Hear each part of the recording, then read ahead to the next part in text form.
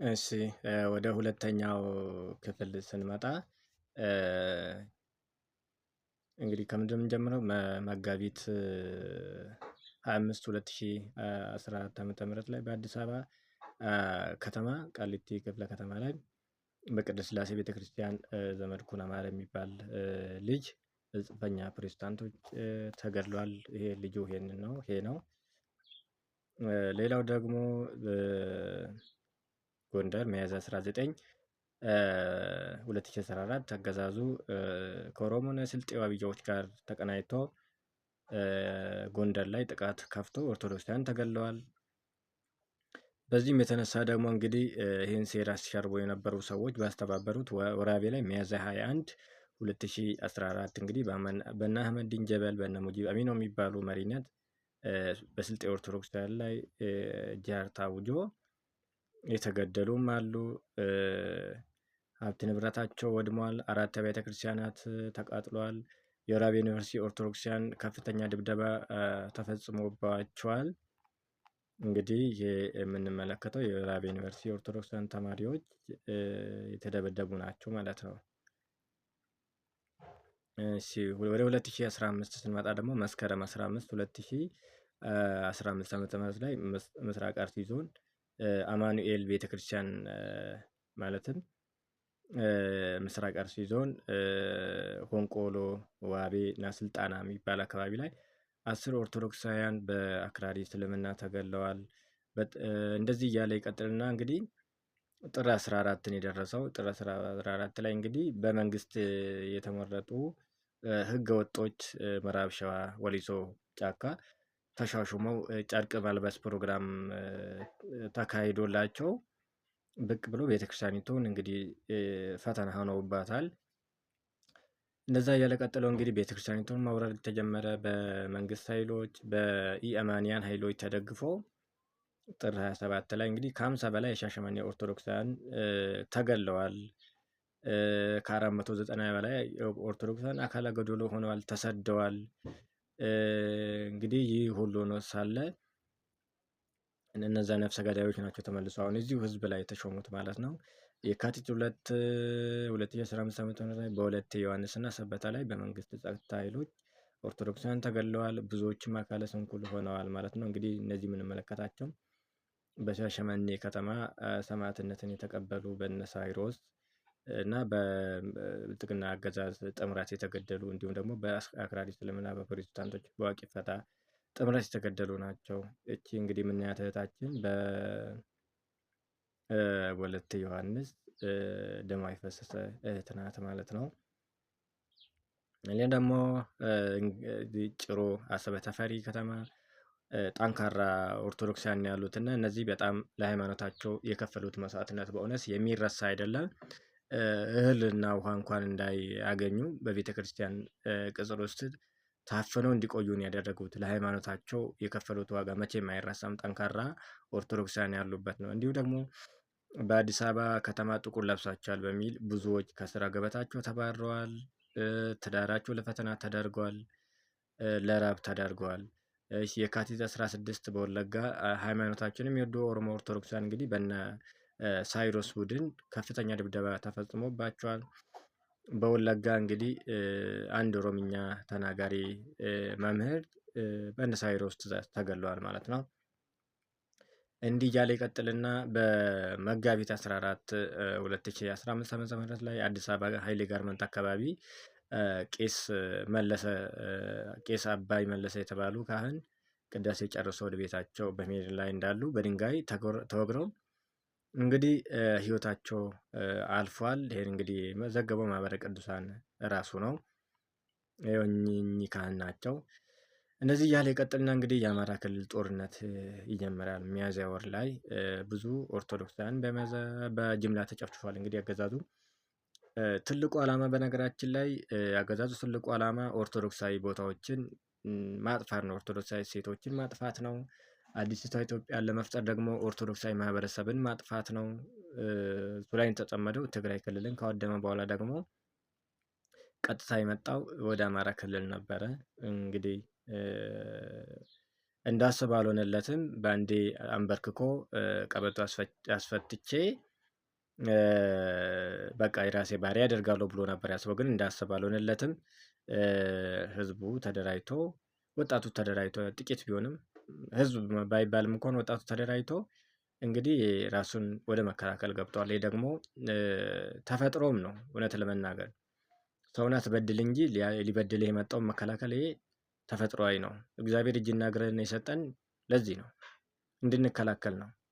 ለምሳሌ ተፈጥሮ እንኳን ይነግረናል። አሁን አይናችን ሊመታ ሲል አንድ ሰው አይናችን ጨፍናለን አይደል? መከላከል ማለት ነው። እና ኦርቶዶክሳዊን በአማራ ክልል ያለን ኦርቶዶክሳዊን እንግዲህ ወደ ጭፍጨፋ ሲገባ ወጣቱ በተቻለ መልኩ ወደ መከላከል ነው የገባው። ግን ይሄ በትግራይ እንደሆነው ነው እዛም ክልል የሆነው። ንጹሐን በግፍ ተጨፍጭፈዋል። በአራቱም ክፍላት ሀገር ንጹሐንን መሰረት ያደረጉ ጭፍጨፋዎች ነው የተፈጸሙት። ደብረ ኤልያስ ላይ ብቻ እንግዲህ አንድ የእንግሊዝ ሚዲያ እንደዘገበው ከ570 በላይ መነኮሳት መገደላቸውን ነው እንግዲህ የዘገበው። ቁጥሩ ትክክል ይሁን አይሁን ባላውቅም፣ ግን እዛ አካባቢ ያላችሁ በደንብ ማጣራት ትችላላችሁ። ዋናው ግን ቁጥሩ አይደለም፣ ኦርቶዶክሳን ተጨፍጭፈዋል ነው። ሌላው ደግሞ የቤት ፈረሳና የህፃናት በጅብ መበላት ነው። እንግዲህ አገዛዙ በአንድ ጊዜ ሁለት ስራዎችን ከዛ በላይ ነው የሚሰራው። ካስታወስን በአንደኛ ክፍል ላይ ለማንሳት ሞክሬ ነበር እና በትግራይ ጦርነት ሲያካሂድ፣ በዚህ ደግሞ በቤንሻንጉልና በወለጋ በምዕራብ ሸዋ ኦርቶዶክሳውያንን ያስፈጅ ነበረ። እንደዚህ አይነት ስራ ነው የተለመደው እና አሁንም እዛ አማራ ክልል ጦርነት ሲካሄድ በተጓዳኝ ደግሞ አዲስ አበባ ዙሪያ ያለውን ማህበረሰብ በማፈናቀል ብዙ ግፎችን ሰርቷል። ህገወጥ ቤት ስራ፣ ጨረቃ ቤት ምናምን በማለት እንግዲህ በዚህ በአዲስ አበባ ዙሪያ ካሉት የቤተ እምነት ስብጥር ካየን ከ85% በላይ ኦርቶዶክስ ነው። እዛ ያለውም የሸዋ ኦሮሞ ነው። ከሌላ ቦታ የሚመጡን ጊዜ አብዛኛው በአማራ ክልል ከተለያዩ ቦታዎች ከትግራይ ከደቡብ የመጡ ሁሉም አሉበት። ግን አብዛኛው ሲታይ ደግሞ እንደ ሃይማኖት የኦርቶዶክስ ሃይማኖት ነው የሚበልጠው እና ይህም እንደዚህ አይነት ስልትን ያለበት ኦርቶዶክሳን ያጸዳ ነበረ። በዚህም እንግዲህ መንገድ ላይ የወደቁት እናቶች ልጆቻቸውን በጅብ ተነጥቀው ተበልተዋል።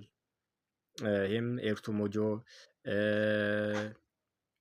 እና ሌሎች ቦታዎች ላይ ህፃናት ተበልተዋል ማለት ነው። ህፃናት ተበልተዋል፣ በጅብ ተበልተዋል። ሌላው ደግሞ የስልጤ ኦርቶዶክሳውያን ስደት ነው። ነሐሴ 29 2015 ዓ.ም የስልጤ ዞን ቅበት ከተማ ላይ ኦርቶዶክሳውያን በስልጤ አክራሪ ሙስሊሞች ማህበረሰቡ እንዳለ ወጥቶ ድግምተኞች ናቸው ብሎ ህዝቡን እንግዲህ አሳደዋል። ተማሪዎች ፈተና ውጤት ሲቀርባቸው በኦርቶዶክስ ድግምት ባደረገችባቸው ነው እንዳለ ተማሪዎች ወደቁ ብለው እንግዲህ ኦርቶዶክሳን እንዲሰደዱ ሀብት ንብረታቸውን እንዲወድም ታቦታት ይዘው እንዲሰደዱ አድርገዋል ማለት ነው። ሌላው 2015 መጨረሻው ላይ ጳጉሜ 1 ብሎ ሲጀምር በሽርካ ወረዳ ምስራቅ አርሲ በሽርካ ወረዳ ሶሌ ጨፋ ቀበሌ ከአንድ ቤተሰብ 6 ሰዎች ላይ በተከፈተው ጥቃት 3ቱ ወዲያውኑ ሲሞቱ 3ቱ ደግሞ ለከፍተኛ አካል ጉዳት ተዳርገው ነበረ። እዚያው ምስራቅ አርሲ ዞን በሽርካ ወረዳ በጠና በሮቤ በዲዳአ ጀጁ እና በተለያዩ ወረዳዎች እንግዲህ ከፍተኛ ለአንድ ዓመት በበለጠ ከ1 ዓመት በላይ በሆነው ግድያ ከ300 በላይ ኦርቶዶክሳውያን ተገለዋል። አሁን እዚህ ጋር በእያንዳንዱ ባሳይ ጥሩ ነበረ፣ ግን በአንድ ወረዳ ብቻ በሽርካ እንኳን ያዝኩት በጣም ሰፊ መረጃ ነው እና ጊዜ የሚያጠፋል እና በሽርካ ከአንድ ቤተሰብ 11 በትልቁ 11 ቤተሰብ እስከ ሞት ደርሰዋል። 8 ቤተሰቦችም የተገደሉባቸው አሉ። እነዚህን እስከ ማነጋገር እንግዲህ ደርሼ አግኝቻቸዋለሁ። እንግዲህ ቤተሰቦቻቸውን ከአንድ ቤተሰብ እስከ 11 8 የሚሞቱባቸው አሉ። በጠቅላላ ከ300 በላይ ኦርቶዶክሳውያን ተገለዋል በምስራቅ አርሲ በአንድ ዓመት ብቻ ማለት ነው። ሀገረ ስብከቱ እንግዲህ ምስራቅ አርሲ ሀገረ ስብከት ባለፈው 2016 ጥቅምት ላይ ባቀረበው ሪፖርት ላይ 271 ኦርቶዶክሳውያን መገደላቸውን ነው ያቀረበው። ግን ከዛ ቁጥሩ ይሄ ብቻ አይደለም፣ ከዚህም በላይ ነው ማለት ነው። በሽርካ ወረዳ ብቻ ካሉት ከ37 ቤተክርስቲያናት 20ዎቹ እንግዲህ ተዘግተዋል። አገልግሎት አይሰጥባቸውም። እንግዲህ ወረዳው ከኦርቶዶክሱ ጸድቷል ማለት ይቻላል። ዲሞግራፊው እየተቀየረ ነው ማለት ነው። ዲሞግራፊ እየተቀየረ ነው። ወረዳው የኦርቶዶክሳውያን በቃ ኦርቶዶክሳውያን በብዛት የሚኖሩበት ነበረ። በአንድም በሌላም ኦርቶዶክሱን አጽድቷል። አሁንም በአስቸጋሪ ሁኔታ ነው። እንግዲህ ይሄ በሽርካ ኦርቶዶክሳውያን ላይ የተፈጸመ የዘር ጭፍጨፋ ነው። እንግዲህ ከ40 ቀን ህፃናት ጀምሮ ነው እንግዲህ በዚህ መልክ የሚጨፈጨፉት። ሌላው ደግሞ የዝቋላ መነኮሳት ግድያ ነው። የካቲት 14 2016 ዓ.ም ላይ እንግዲህ ቤተ ክህነት ውስጥ ባሉት ኢአማንያን ጳጳሳት ጥምረትና በመንግስት መሪነት እንግዲህ አክራሪ እስላሞች 5 መነኮሳትን ገድለውብናል። መጋቢት 16 2016 በምዕራብ አርሲ ዶዶላ ከተማ የደብረ ቅዱሳን ገብረ ክርስቶስ ቤተክርስቲያን አንድ መሪጌታ ከነ ባለቤቱና ከሁለት ልጆቹ ጋር አንድ ዲያቆን ከባለቤቱና ከእህቱ ጋር በግፍ ተገድለዋል። እነዚህ ነው መሪጌታ ከነ ቤተሰቡ፣ ዲያቆኑ ከነ ሚስቱና ከነ እህቱ በጠቅላላ 7 ኦርቶዶክሳውያን ተገድለዋል ማለት ነው። መጋቢት 16 ማለት ነው። እንዲሁም ደግሞ መጋቢት 26 ላይ በደቡብ ምዕራብ ሸዋ አማያ ወረዳ ቆታ ቀበሌ ወይም አርብ ገበያ ከ30 በላይ የሚሆኑ ከተገደሉት እንግዲህ ማንነትን ትኩረት ባደረገ ከተገደሉት ከ30 በላይ ኦርቶዶክሳውያን ከ25 በላይ የሚሆኑት ኦርቶዶክሳውያን ናቸው ማለት ነው። ማንነትን ከተገደሉት ማንነት መሰረት ተደርጎ ከተፈጸመ ጥቃት ሌሎች እስልምናም ቢኖሩበትም እንግዲህ አማራ በሚል በተገደሉት ከነዚህ መካከል 25ቱ ኦርቶዶክሳውያን ናቸው። እነዚህ እንግዲህ በደቡብ ምዕራብ ሸዋ የተገደሉት ናቸው። ከነዚህ መካከል 25ቱ ኦርቶዶክስ በላይ የሚሆኑት ኦርቶዶክሳውያን ናቸው። ሌላው ደግሞ በየካቲት 17 እዛው ወደ ኋላ ተመልሰን ስናይ 2016 ዓ.ም ላይ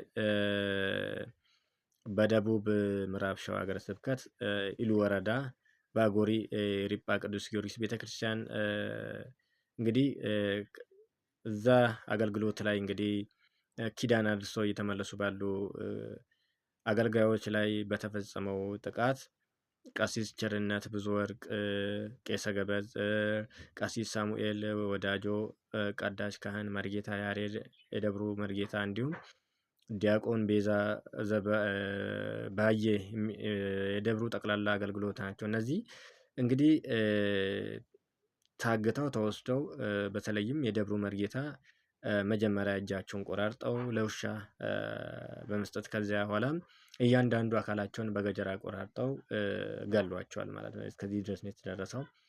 አካላቸውን ቆራርጠው ለውሻ ነው የሰጡት ማለት ነው። እስከዚህ ድረስ ነው የተጨከነብን ማለት ነው። እስከዚህ ድረስ ነው።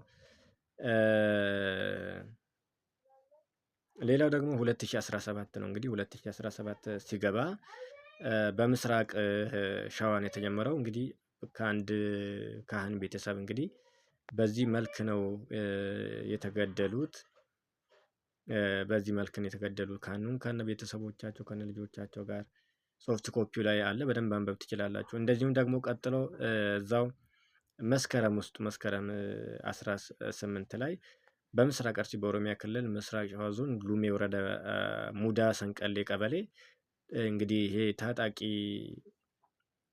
አጥፊ ታጣቂ በፈጸመው ጥቃት 8 ኦርቶዶክሳውያን ተገድለዋል። ሌላው ደግሞ ምስራቅ አርሲ ሮቤ ወረዳ ላይ በመስከረም 17 ላይ እስከ መስከረም 21 ላይ 9 ኦርቶዶክሳውያን ተገድለዋል። ማህበረ ቅዱሳን የኛውን ዘገባ ሰርቷል።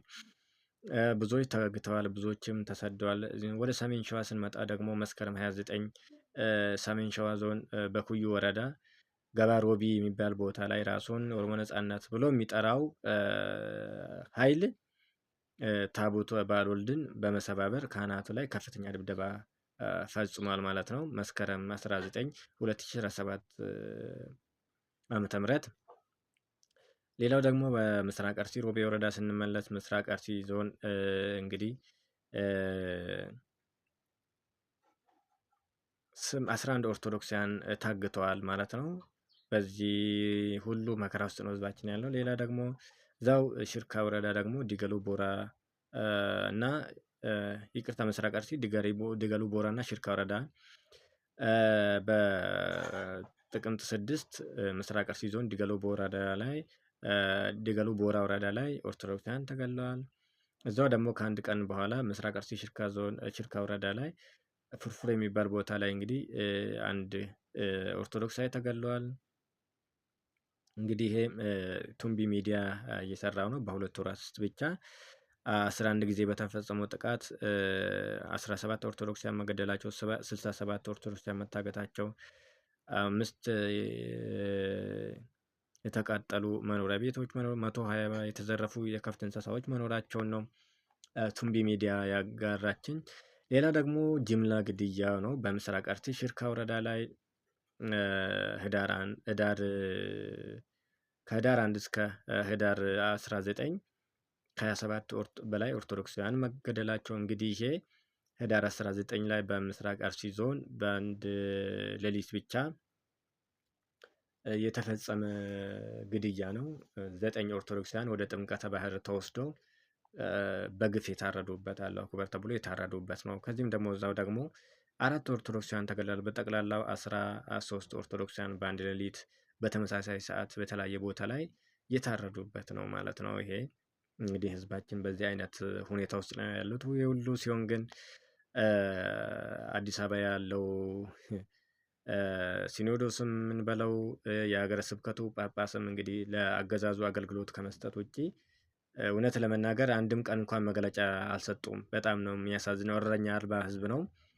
በዚህ መልክ ነው እንግዲህ ህዝባችን መከራ እየተቀበለ ያለው። ሌላ ደግሞ ሰሜን ሸዋ ወረጃ አርሶ ወረዳ ነው። ታህሳስ 8 2017 ዓ.ም ላይ ሰሜን ሸዋ ኦሮሞ ሆናችሁ ኦርቶዶክስ መሆን አትችሉም እና ከሁለቱ አንዱን ምረጡ ተብለው እነሱ ግን ሃይማኖታችን አንለውጥም፣ ኦሮምነታችንም አባቶቻችን ያስረከቡን ነው፣ ስለዚህ በሃይማኖታችን አንዳደርም ስለተባሉ 9 የአንድ ቤተሰብ አባላት ኦርቶዶክሳውያን በግፍ ተገለዋል ማለት ነው። በግፍ ተገለዋል። ይህን ግን ብዙዎች አያውቁም። በነገራችን ላይ የኦሮሞ ኦርቶዶክስ እየተቀበለ ያለውን መከራ ብዙ ሰው የሚረዳ አይመስለኝም። በዘረኞቹ ምክንያት የእነዚህ ሰማዕታት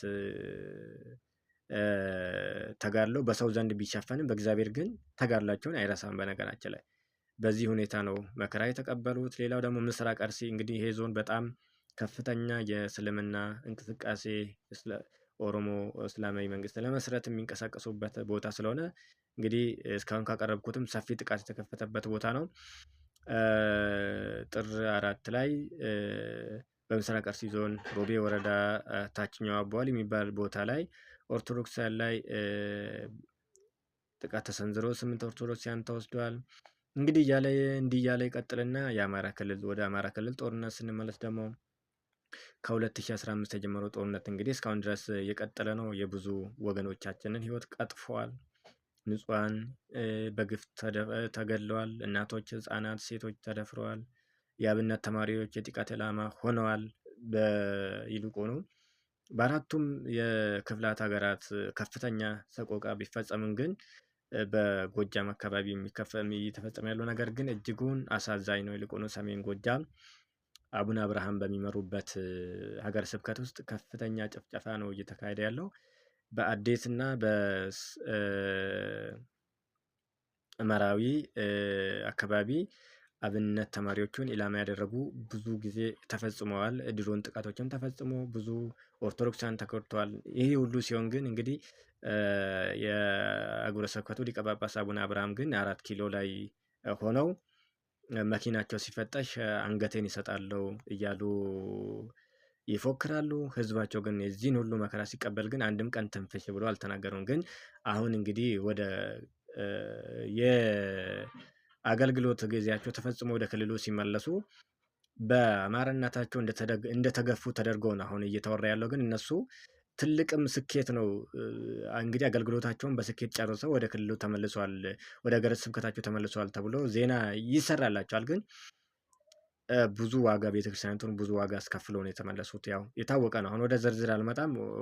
በእነሱ በዚህ ጉዳይ ሌላ ጊዜ ይመጣበታል በነገራችን ላይ እና ይሄ ቦታ በጣም ብዙ ኦርቶዶክሳውያን ያጣንበት ነው። በነገራችን ላይ ሰሜን ጎጃም ብዙ ኦርቶዶክሳውያን ወገኖቻችንን ያጣንበት ብዙ ሀገርን መረከብ የሚችሉ የቤተክርስቲያን አይኖች አብነት ተማሪዎችን ያጣንበት ቦታ ነው ማለት ነው።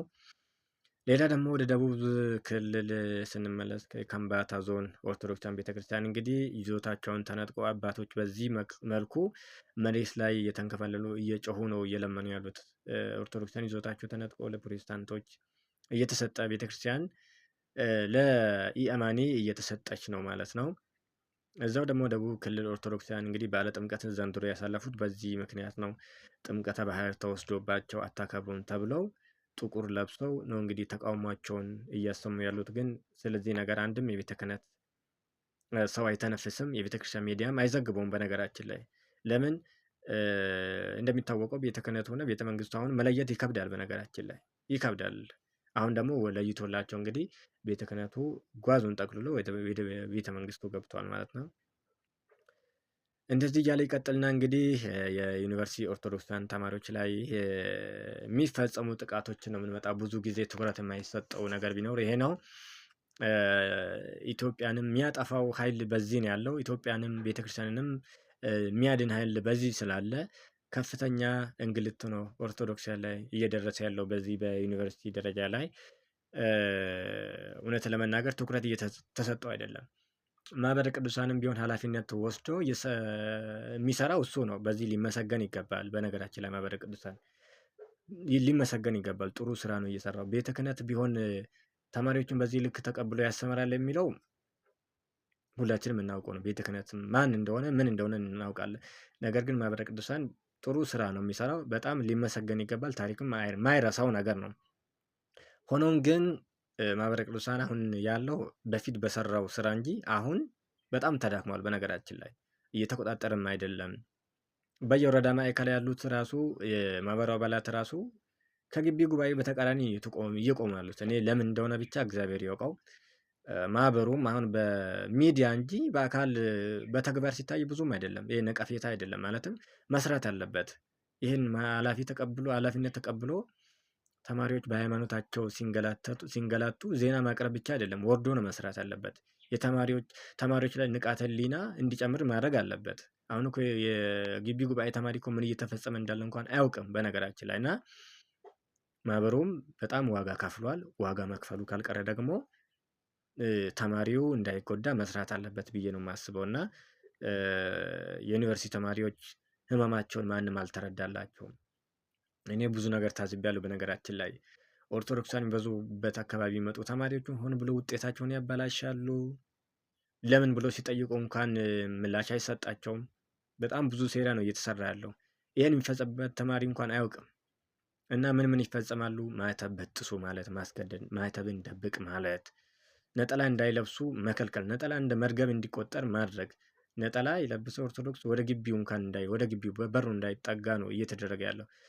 ባለፈው አይተነው ከሆነ ሰላሌ ዩኒቨርሲቲ ላይ እንግዲህ ኦርቶዶክሳውያን ነጠላቸውን በፌስታል ይዞ እንኳን በፌስታል ይዞ ሲሄዱ፣ ሌላው ቤተ እምነት ደግሞ የራሱን ለብሶ ሲገባ እያየን ነበር። እንግዲህ ያሳያችሁ በጣም የሚገርም ነገር ነው። ሌላው ማዋከብ፣ ውጤት ማበላሸት ብያለሁ። ኦርቶዶክሳዊ ተኮር ጥቃቶችን መፈጸም ነው። ምክንያት እየፈለጉ ከግቢ ማባረር፣ ስም ማጥፋት፣ ለሃይማኖታቸው ለምን ብሎ ሲጠይቁ ደግሞ ወደ ፖለቲካ ማዞር፣ ከፖለቲካ ጋር ማያያዝ። ለምሳሌ አዲስ አበባ ዩኒቨርሲቲ 6 ኪሎ ከፍተኛ ማንገላታት ሲያደርጉባቸው ነበረ። 2 ወጣቶች ባለፈው ተናግረው ማህበረ ቅዱሳን ቴሌቪዥን ጥሩ ማብራሪያ ሰጥተውናል፣ አይተናል። ሌላው ደግሞ ሰላሌ ዩኒቨርሲቲ እንግዲህ የሆነውን የምናውቅ ነው። ነጠላ መልበስ አይቻልም ብሎ እስከ መለጠፍ ደርሰው፣ ጋምቤላ ዩኒቨርሲቲም ደግሞ ነጥሎ እንግዲህ ኦርቶዶክሳን ነጠላ መልበስ አይቻልም፣ ሌላ ቤተ እምነቶችን አላካተተም። እስከዚህ ድረስ ነው እንግዲህ ዩኒቨርሲቲዎች የሀገርን ማልማት ሲገባቸው፣ ሀገርን የሚያሳድግ ሀገርን የሚያስቀጥል ትውልድ ማፍራት ሲገባቸው ኦርቶዶክስን የሚያጠፋ ትውልድ ራሳቸው ዩኒቨርሲቲዎች ደግሞ የኦርቶዶክስ ማጥፊያ ቦታ ነው የሆኑት ማለት ነው። ሌላ ደግሞ ምንድነው? ስለ ቤተ ክህነቱ ጓዙን ጠቅልሎ ወደ ብልጽግና መግባቱን ይሄ ሁላችንም የምናውቀው ነው። እንግዲህ ሲኖዶሱ ለቤተ ክርስቲያን ይሆናል ብሎ ተስፋ ማድረግ ከንቱነት ነው ብዬ ነው የማስበው እኔ። በጥቅልሉ ሲመዘገብ ምንድን ነው እየሆነ ያለው? ምንድን ነው ቤተክርስቲያን ምን ደረሰባት? ቤተክርስቲያን ምን አጣች ብለን ስንመለከት ከሀብት ከርስቷ እየተነቀለች ነው። ቤተክርስቲያን ከሀብት ከርስቷ እየተነቀለች ነው። በየገጠሩ ያሉ ኦርቶዶክሳውያን አሁን በነገራችን ላይ ገጠሩ ከኦርቶዶክስ ውስጥ ታስቷል፣ ከኦርቶዶክስ ጸድቷል። አሁን ከሀብት ከርስቷ እየተነቀለች ነው። ወደ ከተማ እየተሰበሰበች ነው። ከተማ ያለውም እንግዲህ በኮሪደር ልማት ምክንያት እየተሰደደ ነው። ኦርቶዶክስ አሁን አስቸጋሪ ሁኔታ ላይ ነው ያለችው። መስቀል አደባባይ ተነጥቃለች፣ ጃን ሜዳን ተነጥቃለች። በየክልሉ በደቡብ ክልል፣ በኦሮሚያ ክልል፣ በቤንሻንጉል እንግዲህ ኦርቶዶክሳዊነት ወንጀል ሆናል። በየክልሉ ተሳዳጅ ሆናለች፣ ትሰደዳለች። በኮሪደር ልማት ስም አብያተ ክርስቲያናት ባዶ እየሆኑ ነው። ያስ ብቻ በጣም አስቸጋሪ ሁኔታ ላይ ነው ያለችው ቤተክርስቲያን።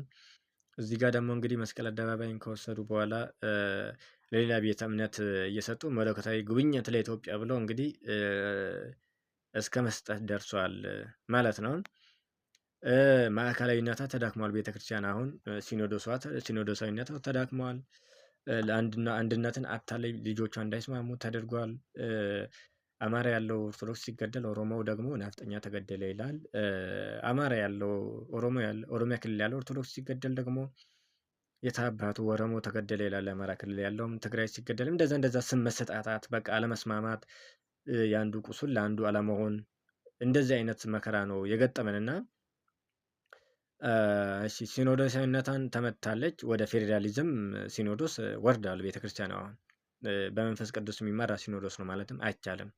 እንደዚህ ማለት በመንፈስ ቅዱስ ላይ መዘባበት ነው ማለት። ምክንያቱም መንፈስ ቅዱስ አድርባይነትን፣ መንፈስ ቅዱስ ሰው መግደልን፣ መንፈስ ቅዱስ ዘረኝነትን አያስተምርም። መንፈስ ቅዱስ ህብረትን፣ አንድነትን፣ ቅድስና ነው የሚያስተምረው እንጂ መርከስን፣ ወደ ታይ መውረድን አያስተምርም። መንፈስ ቅዱስ ክርስቶስን ወደ መምሰል ማደግን ነው የሚያስተምረው።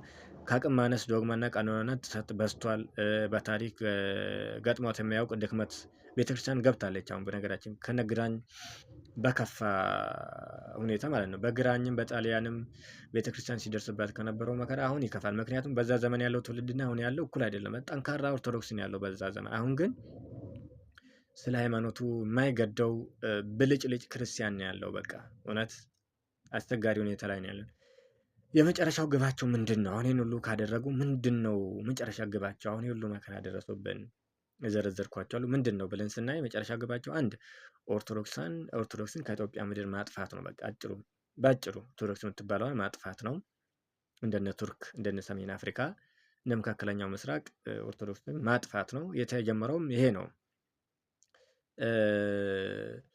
ኦርቶዶክስን ለማጥፋት አስቀድሞ ጫማ ማውለቅና ከዛን ቀጥሎ ካልሲዎች እናወርቃለን ነው ያሉት። እንግዲህ አክራሪ እስላሞች ጫማ የተባሉት አማራ ክልል፣ ትግራይ ክልል፣ የሰሜን ሸዋ ኦሮሞ ነው፣ ከዛ አዲስ አበባ፣ እነዚህ ናቸው። እንግዲህ አሁን ጫማውን አውልቆታል፣ እያወለቁት ነው እንደምናየው። ትግራይ ክልልን አውድሞታል፣ አማራ ክልልን እያወደሙት ነው፣ ሰሜን ሸዋም አውድሞታል። በነገራችን ላይ ምክንያት እየፈለጉ ከየትኛውም ከኦሮሚያ ክልል ካየነው ሰሜን ሸዋ አብዛኛው ኦርቶዶክስ ነው። ግን በልማትም መሰረተ ልማትም የወደሙት ብዙ ኦርቶዶክሳውያን የሚገደሉበት ብዙ ሰው የሚያልቅበት ትምህርት እንኳን የተቋረጠበት ቢሆን ሰሜን ሸዋ ነው። ለምን? ቦታው ኦርቶዶክስ ስለሆነ እና ኦርቶዶክስን ከኢትዮጵያ ምድር ማጥፋት ነው። ከዛ ከኦርቶዶክስ የጸዳች አዲስ ሀገር መፍጠር ነው። አዲስ ኢትዮጵያ እያሉ የሚያቀነቅኗትን እሷን መፍጠር ነው። ከኦርቶዶክስ ታሪክ፣ ከኦርቶዶክስ ሕዝብ፣ ከኦርቶዶክስ እሴት፣ ከኦርቶዶክስ ባህል የጸዳች አዲስቷ ኢትዮጵያን መመስረት ነው። ለዚህ ነው አዲስቷ ኢትዮጵያ እያሉ በየሚዲያው የሚያጮሁት ከኦርቶዶክስ የጸዳች ሀገር ለመፍጠር ነው። ግን ብዙ ሰው አዲስ ኢትዮጵያ ሲባል አይገባውም። ከዛ ደግሞ ቤተክርስቲያን ምን ታደርግ ነበር? ይሄ ሁሉ መከራ ሲፈጸም ቤተክርስቲያን ምን ታደርግ ነበረ ብለን ስናይ የሲኖዶስ አባላት እንግዲህ ይፎካከሩ ነበረ። ኦርቶዶክስ ልጆቻቸው ሲያልቁ ይፎካከሩ፣ ይወዛገቡ ነበረ። ግማሹ ብልጽግናን ይደግፋል፣ ቤቱም ለፖለቲካ ያመቻች ነበረ። በነገራችን ላይ በአንድ እግራቸው ቤተ ክህነት፣ በአንድ እግራቸው ቤተ መንግስት ይቆሙ ነበረ። ለእውነት የቆሙትንም እያሳደዱ ዛሬ አካኪ ዘራፍ እያሉ እውነተኛ አባቶች ለመምሰል የሚጥሩት እንኳን በአንድ እግራቸው ቤተ ክህነት፣ በአንድ እግራቸው ቤተ መንግስት ከነ ዳንኤል ክብረት ጋር ሲሰሩ ነበረ፣ የታወቀ ነው። ኦርቶዶክሳውያንን የሚያፈናቅሉትን በኮሪደር ልማት እንኳን የሚያፈናቅሉትን ክብርት ከንቲባ ምን እያሉ ሲያመሰግኑ ነበር፣ ውዳሴ ሲያቀርቡ ነበረ። ቪዲዮ ማቅረብ ይቻላል። ግማሹ ደግሞ ንግግር አንፈልግም፣ አካባቢያችን ሰላም ነው የሚሉ ጳጳሳት ነበሩ። ፓትርያርኩ ደግሞ መካከል ላይ ስለ ትግራይ መጎዳት ብቻ ነበር የሚናገሩት በነገራችን ላይ እንጂ ስለሌላ ኦርቶዶክሳውያን አማራ ክልል ላይ ስለሚያልቁ ኦርቶዶክስ፣ በኦሮሚያ ክልል ላይ ስለሚያልቁ ኦርቶዶክስ፣ በቤንሻንጉል ላይ ስለሚያልቁ ኦርቶዶክስ፣ በደቡብ ላይ ስለሚገፋ ኦርቶዶክስ አይተነፍሱም። በትግራይ ላይ ኮሽ ስትል ግን የሆነ በቃ እንደዚህ አይነት ሁኔታ ነበር። የላይ ቅር የኦሮሚያ ሲኖዶስ አቀንቃኞች አውግዘው የትግራይን እንኳን አላወግዝም እኮ ነው ያሉት። አላወግዙም ፓትርያርኩ። እንደዚህ አይነት ሁኔታ ውስጥ ነው ያለችው ቤተክርስቲያን። ቤተ ክህነት አዲስ አበባ ሀገረ ስብከት መፈራረጅ ነበረ። ይህን በቃ በሙስና አቡነ አብርሃም እና አቡነ ሄኖክ እንግዲህ ሲፎካከሩ ነበረ። በሚዲያ እንኳን እስከ መጣላት እስከ መፈራረጅ ድረስ ነበር የደረሱ። እንግዲህ በሙስና አንዱ መክሰስ አይችልም። በነገራቸው እያንዳንዱ ፋይላቸው ቢከፈት ግማሹ የራሱን ዘመድ የቤተ ክርስቲያን ሀብትን ለራሱ ዘመድ የሚቸረችር ነው። የራሱ ቤት የሚያስገነባ የራሱን ዘመድ የራሱን ዘር የሚያስጠጋ ስለሆነ እንግዲህ ያው ጀግና ለመጫወት በሚዲያ እንትን ያሉ እያንዳንዳቸው ሲፈተሽ አላማቸው ሌላ ነው። መካከል ግን ህዝቡ ቤተክርስቲያንም ወደመች፣ ህዝቡም አለቀ። እንደዚህ አይነት ሁኔታ ላይ ነበረች ቤተክርስቲያን። እንግዲህ መከራችን ይሄ ሁሉ ከሆነ መፍትሄው ምንድነው? አሁን ትልቁ ነገር ምንድነው መፍትሄው? አንደኛ መማር ያስፈልጋል። መማር ማወቅ ያስፈልጋል። አለማወቅን ያህል እንግዲህ አስቸጋሪ የለም። የተማረ ሰው እንግዲህ ብዙ ነገር ያውቃል። በቀደመው አቦ አይን የተማረ ሰው በቀደመው አቦ አይን ያያል፣ በቀደመው ልብ ያስባል፣ በቀደመው ክርስትና አስተምሮ ይረዳል። የግል እውቀት የሚባል ነገር የለም። እንደዛ ነው የሚረዳውና ማወቅ ያስፈልጋል፣ መማር ያስፈልጋል። ብንማር አይምሮአችን ይከፈትልናል፣ እየሆነ ያለውን ነገር እንረዳለን። ከዛ መረዳት ያስፈልጋል። እውቀት ብቻ መረዳት ከሌለው እንደ ሚሞሪ ካርድ ነው የሚውለው። ሚሞሪያችን ብዙ ቃላት ቢሸከምም ካልከፈቱት አይጮህምና ባልተረዳ ልብ እውቀት ብቻ ካልከፈቱት መናገር የማይናገር ይሆናልና ስለዚህ መንፈሳዊ እውቀት ካለ መንፈሳዊ መረዳት ያስፈልጋል። ከዛ ደግሞ ቅድሚያ ለሃይማኖታችን መስጠት ያስፈልጋል። ከምንም በፊት ከማንም በላይ ለክርስትናው ቅድሚያ መስጠት ያስፈልጋል። ሌላው ይቀድማል። ዘሬ ምናምን ሀብት ላጠራቀም ትምህርቴ ይደርሳል፣ ለትምህርቴ ቅድሚያ ልስጥ ምናምን ሳይሆን ለሁሉም እንደ ልኬቱ ሃይማኖትን ማስቀደም። ሌላው ደግሞ መለኪያ ማበጀት። መለኪያ የሌለው ሰው የውሃ ንፍር ነው። ውሃ በጠርሙስ ቢቀዱት ጠርሙሱን ቅርጽ ይዛል፣ በሳፋ ቢያደርጉት የሳፋን ቅርጽ ይዛል። እንደዛ መሆን ሳይሆን መለኪያ በነቢያትና በሐዋርያት ላይ የተመሰረተ መለኪያ ያስፈልጋል። ኦርቶዶክሳዊ ማቀፈሳዊ የሚለው እሱን መያዝ ያስፈልጋል። ሌላ ደግሞ ማወቅ ያስፈልጋል። ትላንት የሆነብንን ዛሬ የተደረገብን ያለው ደግሞ ምን እንደሆነ ነገስ ምንድን የታቀደልን የሚለውን ማወቅ ያስፈልጋል። እንግዲህ ኦርቶዶክሳዊነት በነቢያትና በሐዋርያት መሰረትነት ላይ የታነጸ ነው። የነቢያት ልጆች ከሆንን ደግሞ አስቀድመን ልንተነብይ ያስፈልጋል ማለት ነው። ምንድነው ከትላንቱ ተነስተን ትላንት ምን ሆነብን፣ ዛሬስ እየሆነብን ምንድነው፣ ነገስ ምን ሊሆንብን ይችላል የሚለውን መተንበይ ያስፈልጋል። ሌላው ደግሞ ከኛ ከእግዚአብሔር ውጪ ምንም አዳኝ ረዳት እንደሌለን መገንዘብ ያስፈልጋል። እንጸልያለን፣ እንሰራለን፣ እንጸልያለን እና ማንም ሊደርስልን የሚችል እንዳለ ኦርቶዶክስ ምንም ረዳት እንደሌለ ከእግዚአብሔር ውጪ እኛና እግዚአብሔር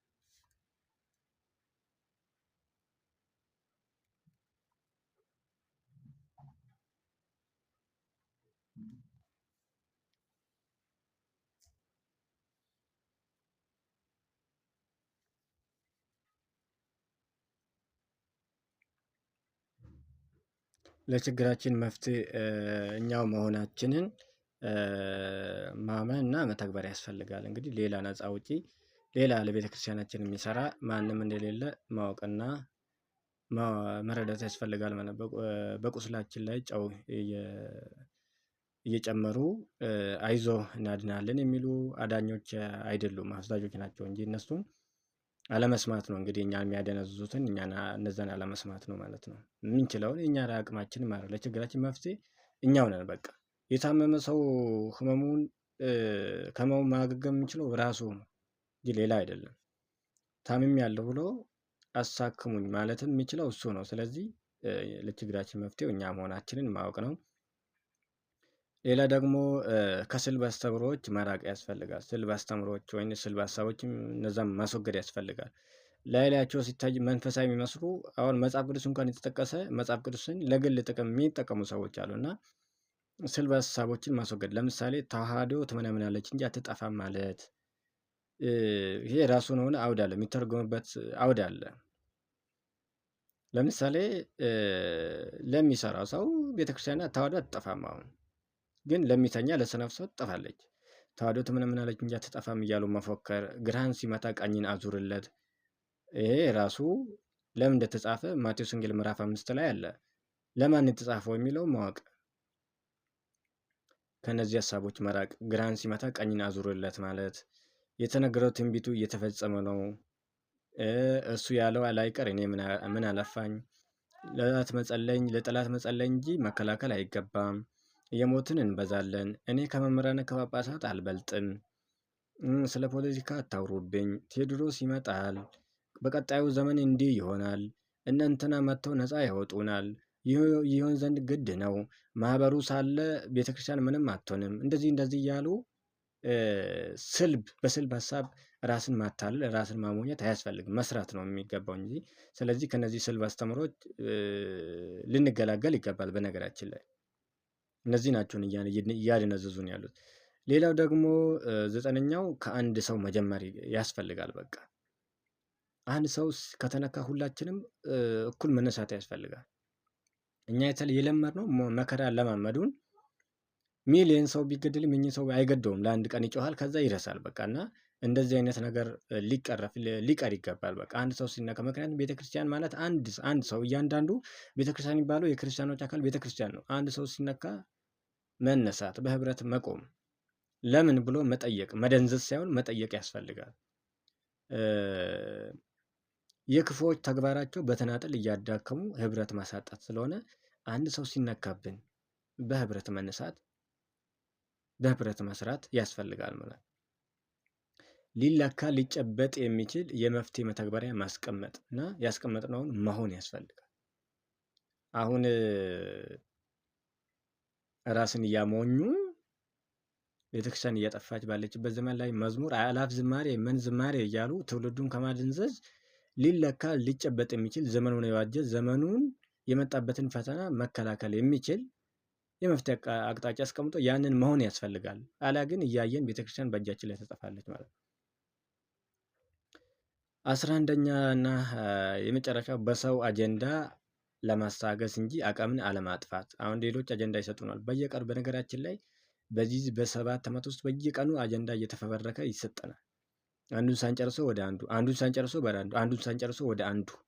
ይሄ ደግሞ መንፈሳዊ ህይወታችንን እያዳከመን ነው። እኛንም በኢኮኖሚ እያባከነን ነው። በመንፈሳዊ ህይወት በህሊና መባከን፣ በቃ አንዱን ይዞ አንዱን መተው።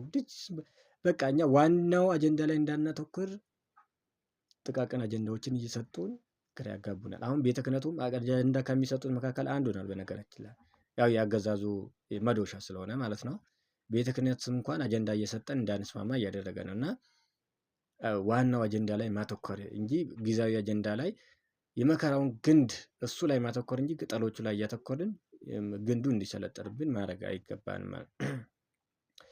እና አንዳንዴም ልምድ መውሰድ ያስፈልጋል። እነዚህ የምናያቸው የታጠቁ የሶሪያ ኦርቶዶክሳውያን ናቸው። እንግዲህ እስላማዊ መንግስት ኢስላሚክ ስቴት አይኤስኤስ የሚባል በጫካም ያለውም እንግዲህ ስልጣን ያለውም እስላማዊ ስቴት ስለሆነ እስላማዊ ኃይሎች ስለሆኑ ከነሱ ራሳቸውን ለመከላከል እንግዲህ የተደራጁ የሶሪያ ኦርቶዶክሳውያን ናቸው። እንግዲህ ደግሞ እነዚህ ሴቶችን የሚያካትተ የሶሪያን ኦርቶዶክሳውያን ናቸው።